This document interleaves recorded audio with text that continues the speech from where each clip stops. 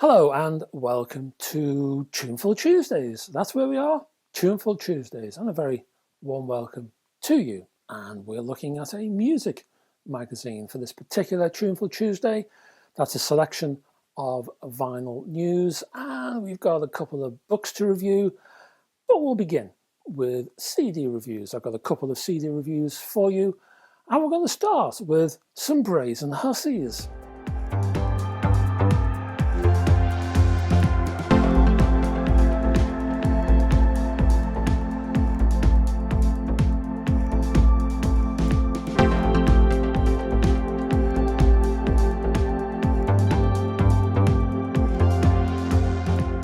So that's the band, the Brazen Hussies, as opposed to any other kind of Brazen Hussies you might meet on the street during a normal working day. This particular release is an anthology. In fact, it's called Year Zero, an anthology from the Jesus Factory, and I'll put a little link down below so you can check it out yourself. So, an anthology, you say? Well, that obviously means albums have been combed, hit singles collected, tours have had their live gems picked and prodded, and a gamut of rarities have been found amongst the dust bunnies under that speaker stack, the one over there by the bucket of Dettol. Well, no, not really at all. This band only ever released 5 tracks, and they were scattered like dandelion seeds in the wind over singles and compilations. London-based and alive from 1996 to 2004, this rock 4-piece band reminds me a bit of Lou Reed. Lou Reed's Brain, that is. So not necessarily in sound terms, but in terms of mindset. Reed and the Brazen Hussies shared a similar playful disrespect for the song form, a fascination with discordance and the city sound that smacks of too much traffic, too many people, bright lights, broken lights, dim alleyways, threat, danger and edge. Whether that be the decaying urbanity or the mugger's knife, there's also a fresh and playful element here that mixes rock with an appealing harmonic integration. So you end up with this sort of punk rock meets soul, meets disco effect. The aggressive with the gentle, the melodic with the jarring, the tuneful with the chaotic. I see this album for sale on the internet and I see it under tags like punk and hair rock, and I don't really recognise any of those things. This music is serious, really. It's experimental, it reflects deep thought, meticulous preparation. Don't dismiss it. Give it the respect it deserves. Oh, and incidentally, the CD and LP versions have a different track order. So, if the music doesn't confuse you, the sleeves will. My second CD review is by that legendary outfit, The Pretty Things. This one is called Live at the BBC, and it emanates from that much respected UK label, Repertoire. Merging from the beat era and then the R&B and psychedelic scenes, the British-based Pretty Things were never the stars they probably should have been. Then again though, I'm not sure their music or even their demeanour would have suited that particular status. Their rather shabby appearance signposted their don't care attitude and a sense of the dangerous and the brutal that just wouldn't have washed in the final halls of stardom.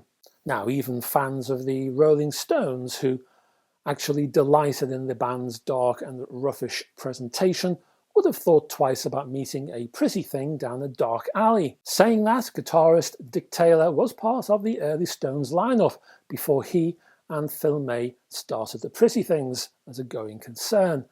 Their work moved through the core rock structures yet they found time to experiment, producing what's arguably the very first rock opera in SF Sorrow in 1968, with Parachute 1970, their rock psych pop masterpiece. The band would split and fracture, but always return, finding creditable comeback LPs in the 90s, noughties and beyond, with reissues rekindling their oeuvre. The band have become rock fixtures, famous for, well, not being famous, oozing street cred by the plastic cup full. This 6-disc compilation tracks their rocking progress from 1964 to 2018 within 3 gatefold sleeves, plus a packed 43-page book that sits within a slipcase outer. Shows featured include the Saturday Club in 1964, Top Gear in 68, Sounds of the 70s in 1970, Radio 1 Session in 1972, there's the John Peel Show in 74, In Concert in 1975, and even Mark Riley's show in 2018, and a whole lot more besides.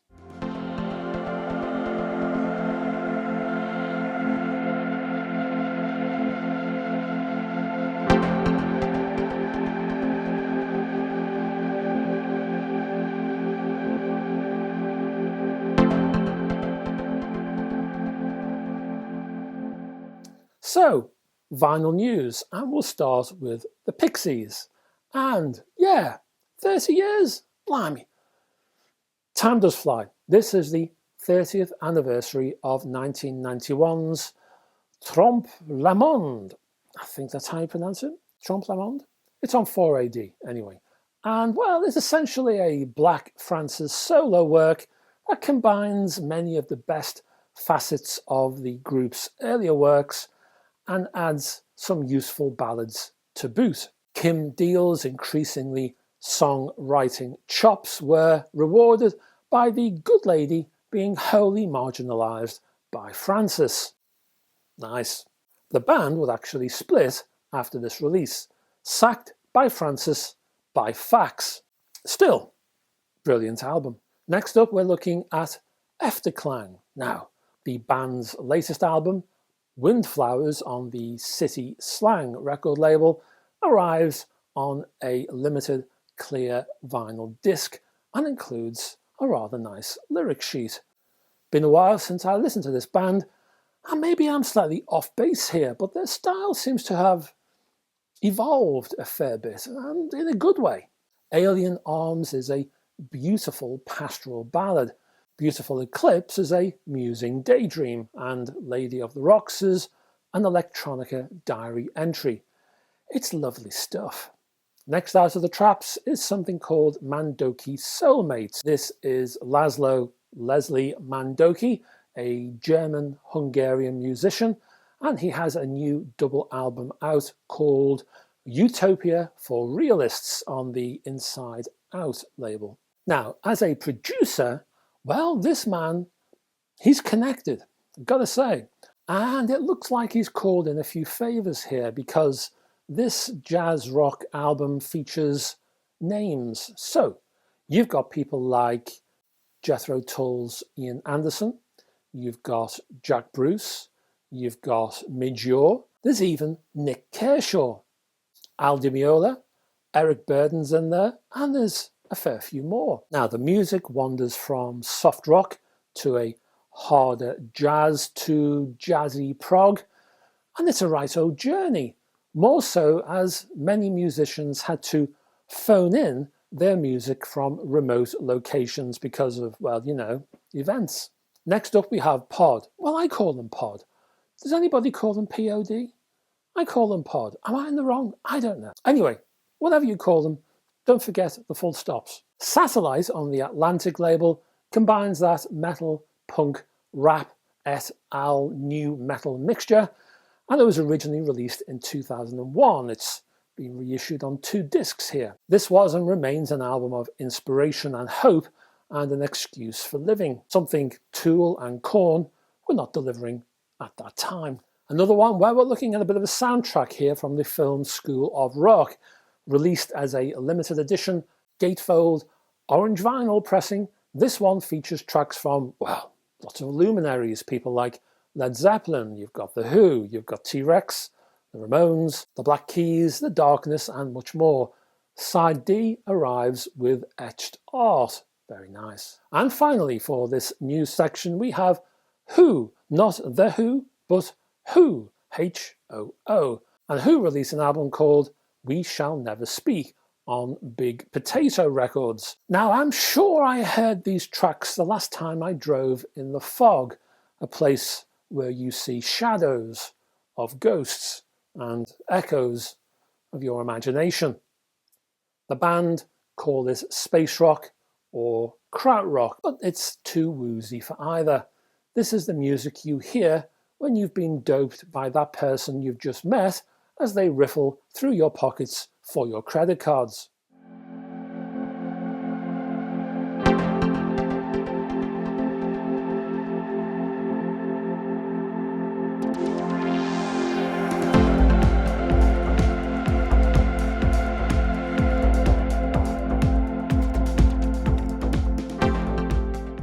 And on that note of concern, let's look at a couple of books and then I'll let you go.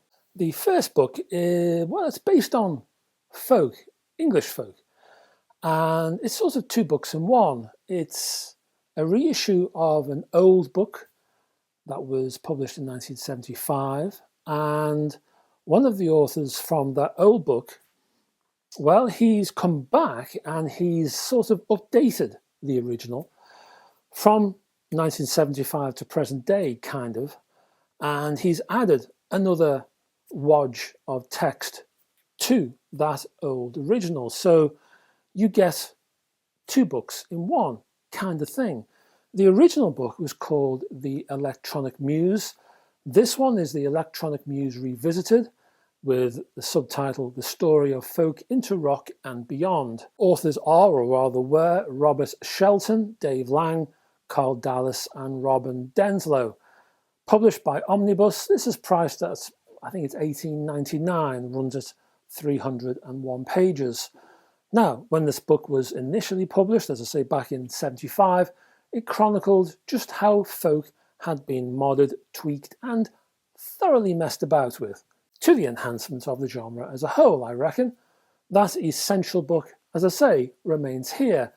The important chapters remain. So, as I say, what you've got now is an updated form with the author Robin Denslow, who was involved with the original release, adding more text to bring the story up to date. And that's a story all on its own. This is a tale of folk hitting the skids, then rising again, and then doing what most musical genres have tended to do during the more recent years, mixing with everything else to form a sort of melange, really. That is squeezed into around an additional 100 pages or so. So you get a précis of sorts, but the essentials of the more modern era of folk are all there. There's a nice blend of in the moment's critique with part one, blended with hindsight editorial, giving two flavours within the same book. I'm glad part one hasn't been changed or updated in any way. It sort of offers a unique historical take on the genre at that important time. This book might not offer an ultimate history of folk, but it's an important reflection and opinion on the genre in all its forms and times. Next up, we're looking at a book written by a member of the band Madness, Lee Thompson. Now, this volume ends in 1980. Thompson extracts direct quotes from other people involved in his reminiscences, who often add a valuable perspective. This is a rather delightful addition, and it adds meat to the story. So we hear of Thompson's traumatic time at a approved school in Chafford. Pupils, or maybe inmates I should say, were taught in the army barrack huts. Trust issues followed that experience. We hear of early musical influences, Thompson living with his uncle or in a convenience squat, and socializing in youth clubs, and then the madness roots kicks in somewhere after page 100, and then we're off into the madness of madness. It's interesting, Thompson does wonder if the band's long life in the industry has been helped because Madness are never overly political, as many other groups were at the time, which is an intriguing thought. This is a revealing, deeply personal book, but it's also an excellent band memoir, and I hope, and I'm looking forward to part 2. This one is highly recommended. And that's it, folks. Thank you very much for sticking with me to the end of the video, and thank you too for your support. And if I could trouble you to click on the like and subscribe button down there somewhere, just to help this channel to grow and to sail the YouTube algorithm successfully. Check out the description below for chapter headings if you want to navigate through this video.